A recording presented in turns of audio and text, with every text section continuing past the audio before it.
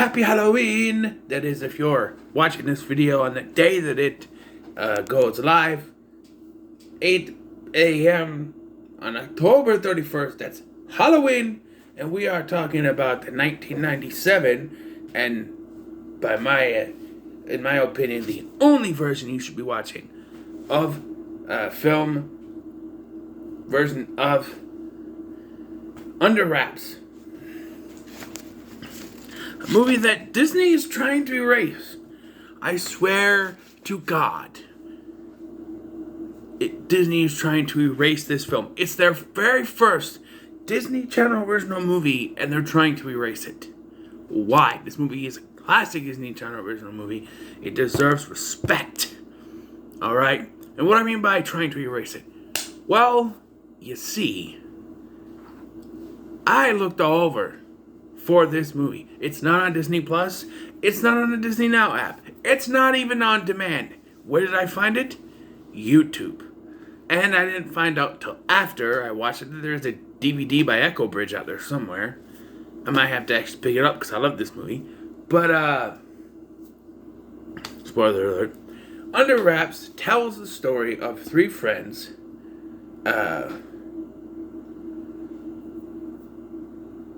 Marshall, Amy, and the other guy, I forget his name. Played by Adam Wiley, Clara Bryant, and Mario Yedidia, respectively. They go into a neighbor's house where they wake up a mummy, and now the mummy is running around town, and they have to get him.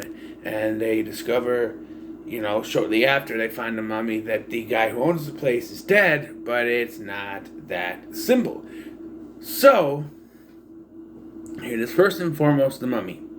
The mummy is played by Bill Fagerbakke, who you may know Coach or Patrick from SpongeBob SquarePants, and he plays two roles. He plays the mummy, which they dub Harold, and the would-be stepfather of Mario Yedidia's character, which I forget. It's not Marshall, that's the other kid. I don't know. Yeah, and it's weird. The mom in this, his mom is played by the same actress who played the mom in Phantom of the Megaplex. Very interesting. So, yes, the mummy. So it's getting close to Halloween night, and I like the beginning of this film. All right, the beginning of this film looks like it's a completely different movie. And I mean, it is a completely different movie. It's a movie that they're watching, but it has the dad from Even Stevens scolding his son in the movie about it was not Shia LaBeouf, by the way, about how there are no monsters. Like, monsters aren't real, whatever. So he goes to do the dishes, and he gets startled by a real monster popping through the window, where he drops a knife that lands blade up, spinning in the garbage disposal, spinning around as the monster goes, "This real enough for you?" and pushes his head down on the knife. Now, we don't see anything, but we can take it from not only the reactions of the people in the theater watching it, but the fact that everyone goes red. There is some gore in that scene within the context of the movie. That's pretty cool. Disney Channel movie. This was Disney Channel back when Disney Channel wasn't afraid to be a little racy. Like, there's that. This is a little more, not PG-13, but it's PG to the extreme, I would say. There's a line in which Amy says, "I don't wear pajamas, I sleep in the nude." And I was just like, yeah, they allowed that on a Disney Channel movie in 1997. It's when they it's before they thought kids needed to be coddled all the time. No one ever thought that. And I straight up refused to watch the reboot because I know it's going to be nothing but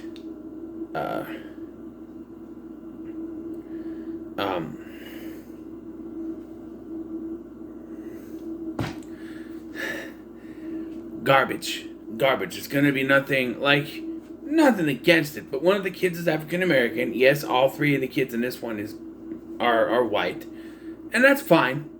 But I don't know. I'm pretty sure it's gonna be some kind of woke bullshit, this movie. So I don't know. I just don't like it when they remake stuff off of other original movies. Like, you could have done other things and you remade under wraps. And it seems like they have a reason to do so, because they pretty much erased this one. It was on Disney Plus and now it's gone. It's not on Disney Now app. It's not on demand. I had to find it on YouTube. It's in standard definition, but it's not bad. It's like from a tape recording. Pretty good tape recording, I guess. It's not bad. So Ed Lauter, who you may know from Not Another Teen Movie, plays Mr. Kubat, a man who lives in the neighborhood of our three characters, and he quote-unquote dies. He's the one that has the mummy in his basement, and he dies, and Amy's mom is the one selling the house. And when they go there, all the stuff is gone, like after Harold is out and everything, and they go, what about stuff in the basement? They go, there wasn't anything in the basement when the movers came, so something's up. It's revealed that Mr. Kubat is not only alive, but is tied with the mob. There might be some kind of insurance fraud stuff I think they mentioned there. Yeah, he's not a good guy. And a certain point, like there's a funny part. Okay, so back to the mummy. The mummy, played by Bill Fageraki. There are times, so there's a certain time where Harold gets out and strolls around the neighborhood. He has a little convo with the dog that's outside, and he goes through a drive-thru where the girl in the drive-thru is Tanya from Power Rangers Turbo Power Rangers movie, Nakia Burrese. She's the woman, the drive-thru lady, which I thought was funny. And he gets like a double orange soda or a large orange soda and drinks it. So it's revealed that the mummy is actually Kel, who loves orange soda. Anyway, nix that. He then goes to a hospital because he sees people bandaged. So he goes in there and they mistake him for a burn victim, and then they can't find a pulse because he's dead. So they try to do the paddles, but it lights his nipples on fire. That happened. And he runs out of there, and it's like, okay. So I have a problem with something here. So there's this party towards the end of the movie. And at this party, they confuse Harold for these ladies confuse Harold for their dates. But when they unwrap his face, because they cover his face up with the bandage, so then you can't see his grotesque face. But when they uncover it, they freak out, and I don't think they should freak out. I'm like, why are they freaking out? It's Halloween. That could be makeup. Why do they have to think it's real? That's just, to me, it should be one of those tongue-in-cheek joke moments where they all think he's a costume. You know? They shouldn't be freaking out and yelling or screaming because they should think he's in a costume. That's the point. But I think they did that because they want to say that because they want to sell their effects. They want to say, oh, he looks so real that they think he's real. They don't want to say, if they think that it's just makeup, we didn't do a good enough job. I think that's what they're trying to say. But it doesn't matter to me. I think it should have worked the other way, the way I said it. Because it's just, I don't know. It's the only thing that's really picky for me in this film is that they freak out. They should think it's makeup. It's Halloween. How many shows and movies have we seen? Oh, the one night you can get away with this is Halloween. And no one bats an eye at aliens or anything on Halloween. You know? But they're freaking out over a mummy because it looks too realistic. I think maybe the effects team was going a little bit too far with that.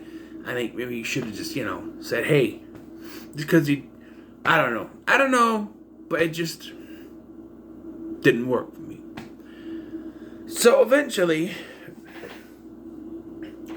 they get help from this guy who works at a costume shop or whatever it's called, an occult bookshop, occult shop or something, played by the guy who was Santa Claus in Home Alone, the Santa Claus that Kevin talked to.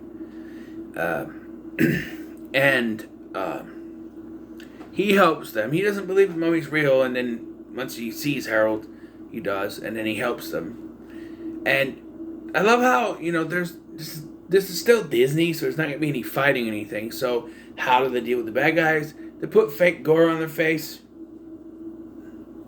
And again, not to, knock on an effects team, but it looks fake, and maybe it's supposed to. But, yeah, it's like an eye gouge, like, my eyes! And then figure out it's kind of cool. Because, the whole thing is, a mummy escapes. That's half the movie. The second half is, we got to reunite him with his mate. Now he's got a mate. And yes, there's a female mummy. So it becomes the plot of the Mummy movies. Not only the Brendan Fraser one, but the original one was about reuniting with his mate as well. The Boris Karloff one. And yes, there is one before. There's many. There's a few before. There's the Mummy with Boris Karloff. There's the Karis series. There's the Hammer horror series with Christopher Lee. Just saying. But there's old Brendan Fraser movies, the original Mummy movie. No, it's not. But anyway, yes. So he gets reunited with his mummy bride, and they sleep. And then they do something that didn't really sit with me this time. I knew it was going to happen, but flag go away. But, so they do a thing at the end of the film where it looks as if Mario Yedidya's character and Amy are gonna, get together. They've kind of flirted throughout the movie. There's a little thing that might be something between them. And so at the end, Marshall's, what are you doing? He's like getting his hair. Amy's coming. He's doing his hair and putting on a nice shirt. And she's wearing a dress. And he's like, nice dress. He goes, thanks. You look nice too. And then he's like, Marshall's like, and then he's like, then Mario Yedidya's character goes, yeah, my grandmother was buried in it last year or whatever. I'm like, okay, so why can't they be dating? And he's like, oh, thank God. I thought you guys were going to be acting weird. But why can't they? Why? I know it's kind of weird when you do movies or TV shows where best friends end up dating. They've done it before in movies, TV shows, and end up not working, but this is a movie, and we never got a sequel, so you could have ended it with them holding hands or something. Was it just something you didn't want to do, or I don't know? But this time watching it, I'm like, yeah, why didn't they get together? Because it's like, I know they're kids, but I don't know. It was kind of hinted throughout that they liked each other, and then when she said she slips in the nude, he's like. He was imagining that, believe me. He had that in his head. Back when that came out, 11-year-old me, I don't know about 11, but maybe when I rewatched it as a 13-year-old, I had it in my head. Who knows? But, yeah. I think this is pretty good, in my opinion. It still holds up to me. Yes, there's some 90s stuff in it, and there's some cliches such as, the stepdad guy comes in, and he's not my real dad. So, I know how you feel. But I never really knew my real dad, but I know how you feel. He's not your dad. He's encroaching in your own personal space, and you don't like it, but, it's kind of cliche to do that. But back then, that probably wasn't as cliche as it is now, so you're not going to get it off. But yeah, pretty good for me. So what are your thoughts on Under Wraps? Comments below. Make sure to like, share, and subscribe. Thanks for watching. I've been Scotty. Don't watch the remake.